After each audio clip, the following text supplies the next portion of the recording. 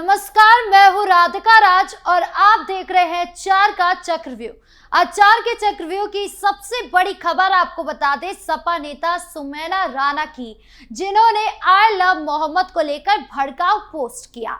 उन्होंने पुलिस प्रशासन को चैलेंज किया कि बरेली में जो आपने देखा वो ट्रेलर था, अभी पिक्चर बाकी है, जिसके बाद उन पर तगड़ा एक्शन भी लिया गया। बताएंगे आपको पूरा मामला। फिर दूसरी खबर में बात फिरोजाबाद एएसपी अनुज चौधरी की, जिन्हें मुठभेड़ में गोली लगी। तो कैसे लगी गोली, कौन था आरोपी, बताएंगे आपको। फिर तीसरी खबर में बात संभल की, जहां मुस्लिम समुदाय के मामले में इलाहाबाद हाई कोर्ट ने मुस्लिम पक्ष को जोरदार झटका दिया है।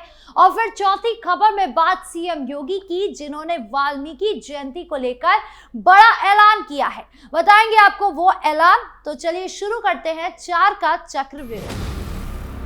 शुरुआत करते हैं चार के चक्रव्यूह की सबसे बड़ी खबर से, जो समाजवादी पार्टी की एक प्रमुख नेता सुमैना राणा, जो प्रसिद्ध शायर मुनव्वर राणा की बेटी है, आई लव मोहम्मद अभियान को लेकर सोशल मीडिया पर एक बेहद भड़काऊ और उकसाने वाली पोस्ट करने के कारण सुर्खियों में आ गई है। ये पोस्ट न सिर्फ सांप्रदायिक सौहार्द को भंग करने वाली थी, बल्कि इसमें उन्होंने उत्तर प्रदेश पुलिस को खुला चैलेंज भी दिया है। आई लव मोहम्मद के पोस्टरों और स्लोगन को लेकर कई जगह तनाव की स्थिति बनी हुई है और इसी संदर्भ में सुमैना राणा ने एक पोस्ट शेयर की, जिसमें उन्होंने लिखा कि लखनऊ में आई लव मोहम्मद का पोस्टर लेकर पूरा सैलाब आएगा। इसके लिए यूपी पुलिस चाहे तो अपनी बंदूकों के साथ तैयार रह सकती है। उन्होंने भीड़ नहीं सैलाब आएगा जैसे शब्दों का इस्तेमाल किया, जो स्पष्ट रूप से मुस्लिम समुदाय को उकसाने और पुलिस को धमकी देने वाला था। इस पोस्ट को देखते हुए कई लोगों ने इसे नफरत फैलाने वाला और समाज में विद्वेष पैदा करने वाला माना है। इस पोस्ट के बाद लखनऊ पुलिस ने तुरंत संज्ञान लिया। केसरबाग कोतवाली में तैनात महिला दरोगा सीमा यादव ने तहरीर देकर सुमैना राणा के खिलाफ मुकदमा दर्ज कराया है। मुकदमे में आरोप लगाया गया है कि उनकी ये पोस्ट मुस्लिम समुदाय को भड़काने का प्रयास थी, जिससे सांप्रदायिक तनाव बढ़ सकता है और माहौल खराब हो सकता है। इंस्पेक्टर अंजनी कुमार मिश्रा ने बताया कि तहरीर मिलते ही मुकदमा दर्ज कर लिया गया है और जांच चल रही है। पुलिस का कहना है कि ऐसी पोस्ट से समाज में अशांति फैलाने का खतरा था, इसीलिए सख्त कार्रवाई जरूरी थी। फिलहाल सुमैना राणा की गिरफ्तारी या आगे की कोई कार्रवाई की जानकारी नहीं है, लेकिन जांच पूरी होने के बाद आगे का कदम उठाया जाएगा। ये घटना सपा के लिए भी शर्मिंदगी का कारण बनी है, क्योंकि पार्टी अक्सर सामाजिक सद्भाव की बात करती है, लेकिन अपने ही नेता ऐसी हरकत ने सवाल खड़े कर देते हैं। जिस हिंसा से यूपी का माहौल बिगड़ा, आम जनता को डर का सामना करना पड़ा, उससे भी बुरे माहौल की बात सपा नेता कर रही है। सबसे पहले तो सवाल यही उठता है कि क्या वो अपने आका यानी अखिलेश यादव के इशारे पर इस तरीके का भड़काऊ बयान दे रही है या पोस्ट जारी कर रही है, या उनको फर्क ही नहीं पड़ता कि जो माहौल बना है यूपी में। इससे तो साफ है कि ऐसी सरकार अगर यूपी में वापस करेगी या वापसी आएगी तो यूपी का क्या हाल होगा।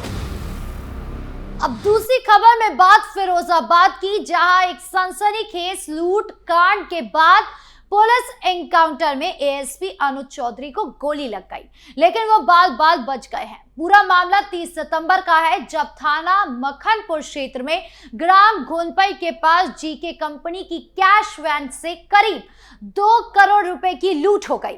कानपुर से आगरा जा रही ये कैश वैन को 2 गाड़ी में सवार बदमाशों ने रोका।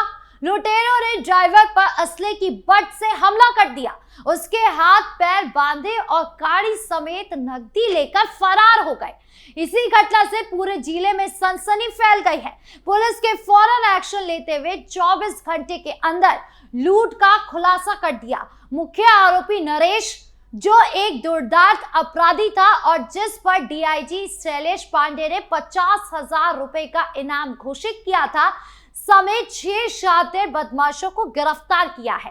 पूछताछ में नरेश ने बताया कि लूट के 20 लाख रुपए अलीगढ़ में छुपाए गए हैं, जिन्हें पुलिस ने छापेमारी में बरामद कर लिया है।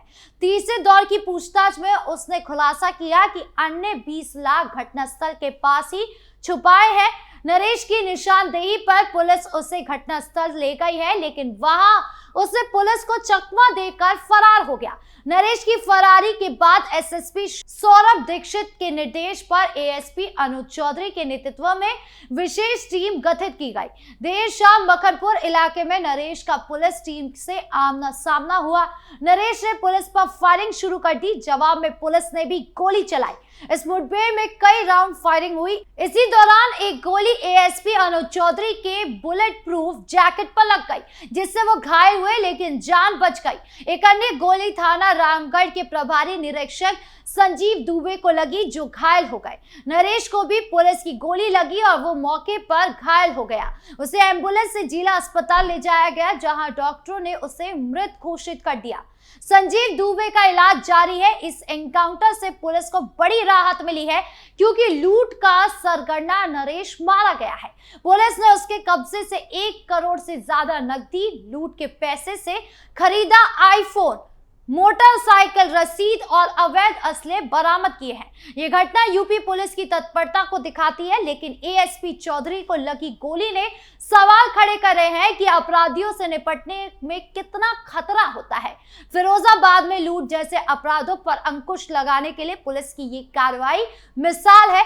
नरेश जैसे अपराधी समाज के लिए खतरा थे और उनकी मौत से इलाके में सुरक्षा बढ़ेगी, लेकिन पुलिस कर्मियों की सुरक्षा पर भी बहस छिड़ गई है। कुल मिलाकर ये एनकाउंटर लूटकांड के पूरे नेटवर्क को तोड़ने में सफल रहा। इस घटना ने एक बार फिर अपराधियों की हिम्मत तोड़ने के लिए पुलिस की सख्ती की जरूरत पर जोर दिया है। तीसरी खबर संभल से, जहां पर मस्जिद विवाद में इलाहाबाद हाईकोर्ट ने मुस्लिम पक्ष को जोरदार झटका दिया है।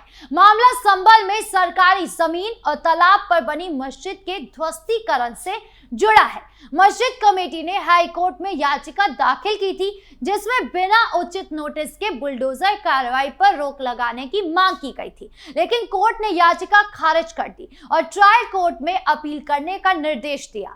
जस्टिस दिनेश पाठक की सिंगल बेंच ने सुनवाई के दौरान दोनों पक्षों की दलीलें सुनी। मस्जिद पक्ष के वकील अरविंद कुमार त्रिपाठी और शशांक श्री त्रिपाठी ने कार्रवाई बिना नोटिस के हुई, जिससे भीड़ जमा हो सकती थी और हादसा हो सकता था, लेकिन राज्य सरकार की ओर से chief standing council JN. Maurya ने तर्क दिया कि जमीन सरकारी और तालाब की है, जहां अवैध निर्माण हुआ है। मस्जिद पक्ष के वकील अरविंद कुमार त्रिपाठी और शशांक श्री त्रिपाठी ने कहा कि कार्रवाई बिना नोटिस के हुई है, जिससे भीड़ जमा हो सकती है और हादसा हो सकता था, लेकिन राज्य सरकार की ओर से chief standing council JN. Maurya ने तर्क दिया कि जमीन सरकारी और तालाब की है, जहां अवैध निर्माण हुआ है। कोर्ट ने सरकारी दलीलों को स्वीकार करते हुए कोई अंतरिम रोक नहीं लगाई।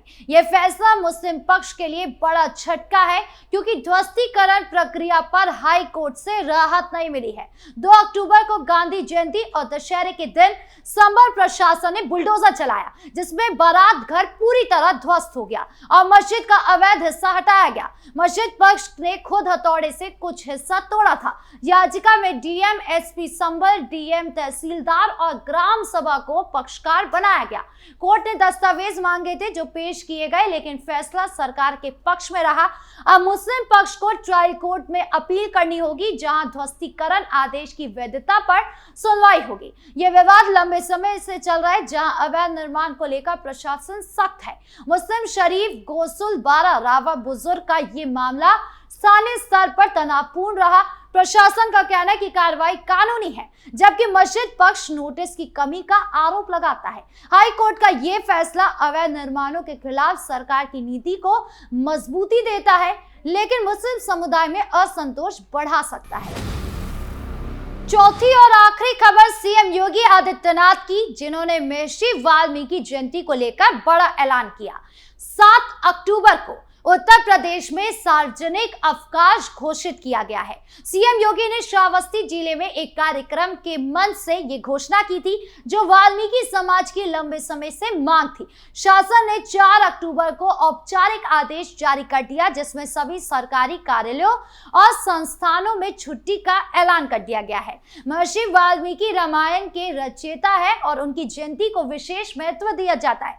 वाल्मीकि समाज ने ज्ञापन सौंपे थे कि पहले ये अवकाश होता था, लेकिन बाद में रद्द हो गया। 2025 से इसे पुनः शुरू किया जा रहा है। यह कदम समाज को सांस्कृतिक सम्मान देने का, जिससे एकता और उत्सव को बढ़ावा मिले। सीएम योगी की यह घोषणा वाल्मीकि समाज के लिए खुशी की बात है। अवकाश से लोग धार्मिक आयोजन कर सकेंगे। ये ऐलान यूपी सरकार की सामाजिक समावेशी नीति को दर्शाता है। बहरहाल 4 के चक्रव्यूह में इतना ही। धन्यवाद।